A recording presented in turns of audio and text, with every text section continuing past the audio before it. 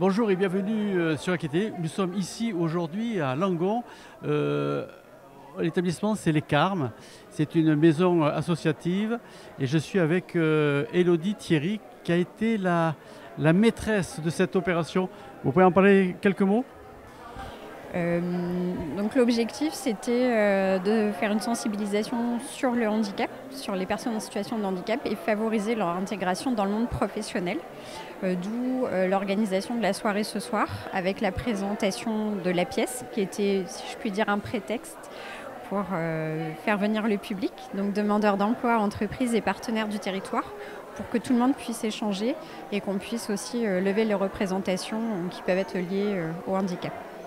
Alors, votre directeur a dit tout à l'heure sur la scène que vous avez mis presque 1 an et demi pour monter ce projet. Qu'est-ce qui a été compliqué? L'organisation, c'est pas forcément notre cœur de métier d'aller sur des projets comme ça. Donc il a fallu fédérer aussi une équipe de travail, dégager des budgets également, et puis toute cette logistique autour du spectacle et de la culture, voilà, qui est un métier en soi et qui est un domaine particulier. Donc il a fallu conjuguer voilà, tous les domaines d'activité et pouvoir organiser cette soirée. Pour un succès. Et je l'espère. Les personnes en tout cas ont apprécié la pièce. Et puis j'espère qu'il y aura effectivement des suites qui seront données et un réel impact en tout cas sur le sud Gironde. Et peut-être à plus large échelle. Monsieur le Président, c'est heureux pour vous de voir ce genre d'opération?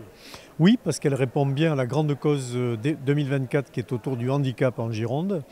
Et la production de cette pièce et puis les échanges avec les entreprises démontrent que ce sujet du handicap doit faire tomber les représentations et les préjugés et qu'il est possible, en faisant un minimum d'efforts, de pouvoir inclure un maximum de personnes en situation de handicap en milieu professionnel.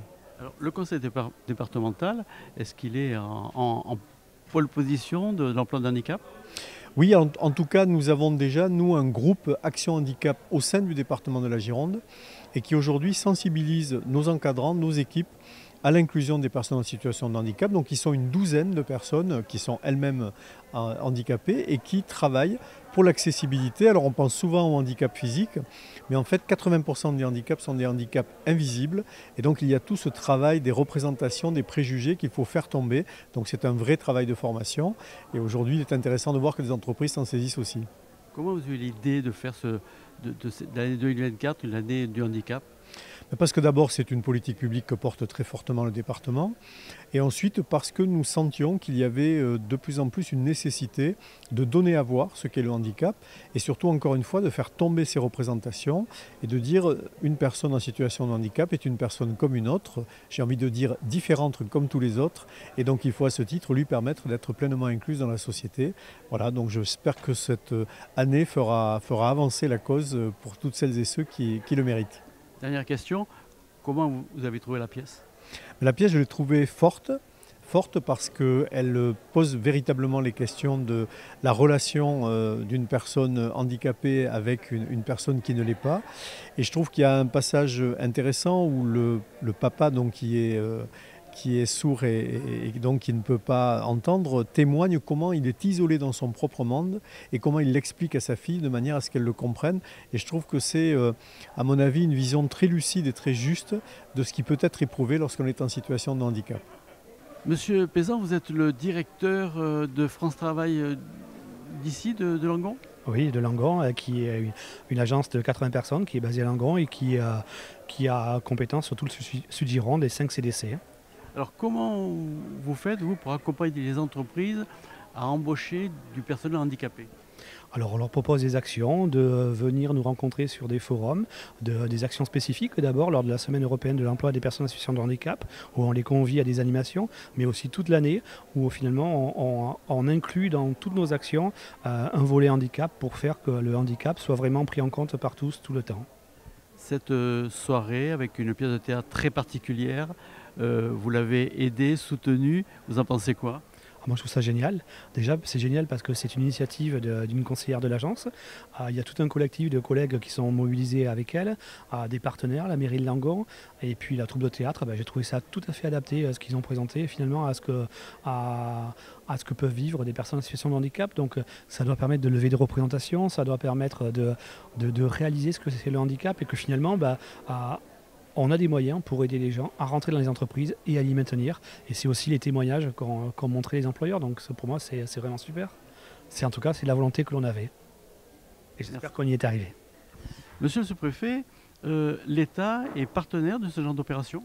Oui, l'État est partenaire à travers France Travail pour pouvoir prendre en compte cette question du handicap, qui est un sujet central sur lequel nous agissons. À la fois, on le voit avec cette soirée, cet événement qui est organisé pour tout ce qui concerne le monde du travail, de l'entreprise. Mais au-delà aussi, il y a beaucoup de questions sur lesquelles nous travaillons. Par exemple, la question de l'accessibilité des lieux publics, des services publics, pour toujours être plus attentif à cette grande cause qui est la prise en compte des personnes en situation de handicap. Est-ce que l'État montre le chemin pour l'emploi de personnes handicapées ? Absolument.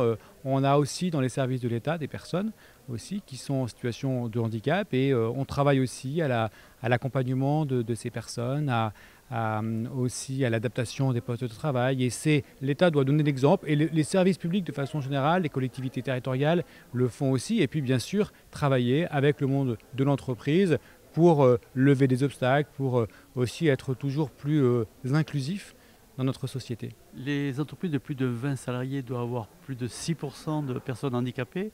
Quelle est votre démarche pour les convaincre à respecter la loi ? Alors il y a des leviers coercitifs, vous le savez, mais l'objectif c'est surtout de les convaincre que c'est une bonne chose pour l'entreprise d'avoir des personnes aussi en situation de handicap. Et d'ailleurs, on a des témoignages d'entreprises qui vont au-delà du seuil, qui est un seuil réglementaire qui est fixé, enfin un seuil législatif, et qui, à travers leur exemple, donnent aussi envie à d'autres entreprises de ne pas le faire uniquement pour respecter un seuil fixé par la loi, mais parce que c'est utile et parce que surtout ça apporte. Ça apporte beaucoup, ça apporte dans nos services publics et ça apporte aussi à l'entreprise. Et c'est aussi à ça que sert ce type de soirée, à changer le regard et à aborder ce sujet de façon extrêmement positive en même temps qu'on l'aborde de façon volontariste. Isabelle, vous venez de faire une démonstration d'une pièce de théâtre très particulière, en quelques mots. Alors c'est c'est l'enfance de mon père sourd qui a 6 frères et sœurs, des parents qui ne connaissaient pas la langue des signes, c'était le seul sourd, donc il a vécu un peu dans l'isolement. Et donc on suit cette histoire-là, comment adulte il a pu quand même trouver du travail, mais c'est pas facile au quotidien. Puis sa relation à moi, sa fille, qui n'est pas forcément facile pour moi non plus. Et aujourd'hui, c'est un peu plus compliqué.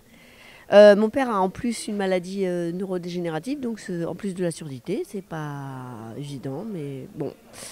Il a été habitué à affronter les difficultés de la vie. Peut-être que c'est plus facile pour lui que des gens pour qui tout a été bien avant. Alors là, on a la chance d'avoir Igor qui fait les signes. Igor, est-ce que c'est compliqué de rentrer dans ce personnage ? De rentrer dans ce personnage, dans le personnage du père, je pense que c'est compliqué de rentrer dans tous les personnages, c'est-à-dire que faut quand même un peu de travail, quoi. Enfin, après, rentrer dans le personnage d'un père sourd, moi je suis pas père, donc je peux pas me projeter par rapport à ça. Par contre, mon père est sourd, et alors là, par contre, j'ai pu quand même m'appuyer là-dessus, sur ma propre enfance, sur le fait que je passe ma vie avec des sourds, parce que je suis interprète de langue des signes aussi, et donc je connais bien le vécu des sourds, à la fois professionnel et puis personnel, quoi, intime aussi. Donc. Comment vous vous êtes rencontrés tous les deux ? Alors je cherchais un comédien qui soit signant et parlant, et on me l'a présenté, je l'ai vu sur scène présenter un conte, et j'ai trouvé sa langue des signes super belle. Je ne savais pas comment il allait jouer, parler, voilà, si ça serait bien ou pas, mais en fait sa langue des signes était tellement super que je me suis dit allez banco. C'est compliqué d'apprendre le langage des signes ? Alors déjà, je vous corrige parce qu'on ne dit pas langage des signes, c'est important pour les sourds, qu'on considère bien leur langue comme une langue à part entière, avec sa grammaire, son histoire, ses niveaux. Et c'est compliqué, ça dépend. Moi, je l'ai apprise quand j'étais bébé. Donc ça n'a pas été plus dur que pour vous d'apprendre le français.